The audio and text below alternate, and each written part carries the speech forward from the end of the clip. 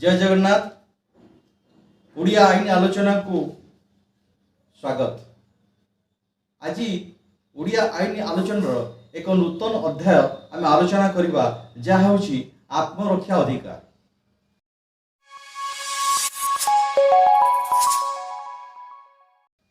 आत्मरक्षा अधिकार भारतीय पिंगल कोड धारा 96 ठू 106 मध्य वर्णना करा जायछि। आज मु प्रत्येक धारा उपरे गोटी गोटी करी आलोचना करी।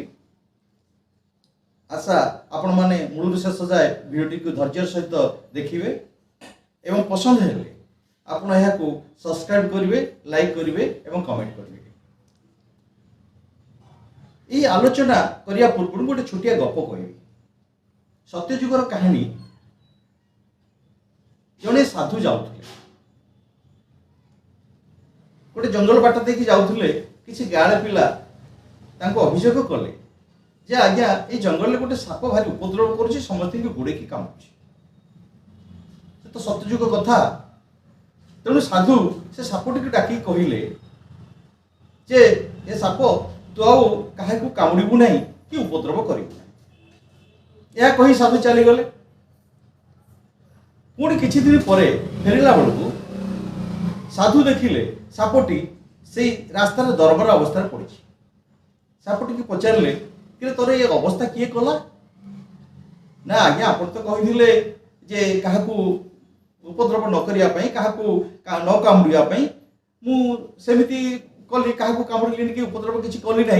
तेणु गाड़ छुआ मत टेका पथर मारिक दरबार अवस्था कर। साधु ताको कहले अरे साप तते मुझे सीना कही जे तू क्या कामुड़बूनी किंतु तते कौन फँ देखापी तथा भगवान जो फेणा फणाटा से फँ देखापी कौन मुझे मना करी से फँटा देखते तोर ये अवस्था ही न था। तेणु यहीटा हूँ आत्मरक्षा अधिकार।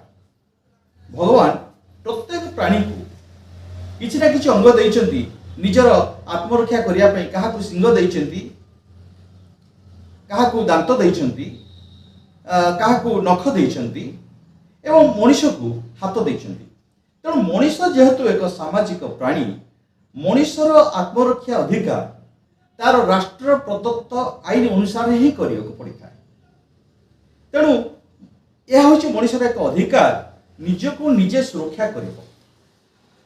जदिओ राष्ट्रर दायित्व बा राष्ट्रर आईनर दायित्व गोटे मनीष को सुरक्षा प्रदान करने किंतु राष्ट्र सबुबले राष्ट्रर पुलिस बा राष्ट्र जो सुरक्षा एजेंसी मान अच्छी से सबुबले गोटे मनीष को सुरक्षा देवाटा संभव हो न था।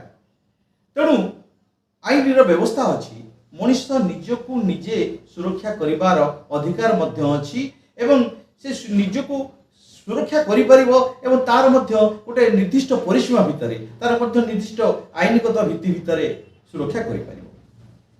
ए आत्मरक्षा अधिकार को नहीं सुप्रीम कोर्ट हाई कोर्ट विभिन्न समय विभिन्न प्रकार राय दबार नजीर अच्छी।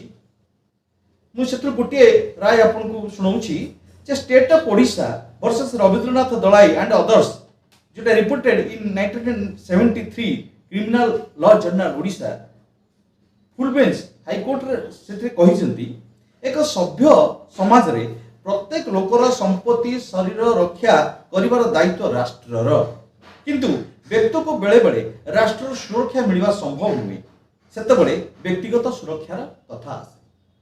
सेतिपाई